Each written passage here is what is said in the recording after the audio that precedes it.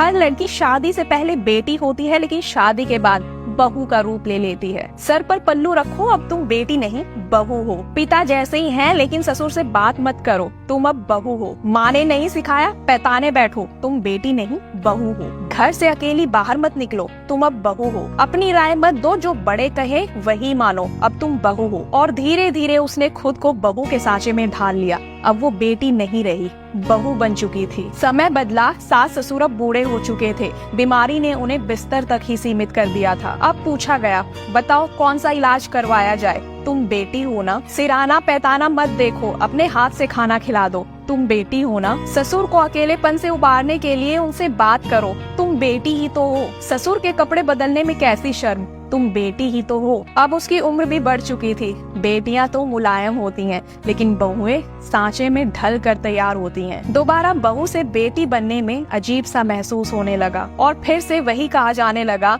चाहे जितना मर्जी कर लो, लेकिन बहुएं कभी बेटियां नहीं बन सकती। समाज की इस सोच पर क्या ही कहना, जहां अपने स्वार्थ के लिए बहू से बेटी जैसी सेवा ली जाती है, लेकिन बहू को कभी भी बेटी की जगह स्वीकारा नहीं जाता। मेरा मानना है कि पहले बहू को बेटी जैसी जगह दें, उसके बाद बहू से बेटी जैसी बनने की उम्मीद करें, क्योंकि बेटी से बहू बनना मुश्किल है, लेकिन बहू से बेटी बनना मुश्किल नहीं है।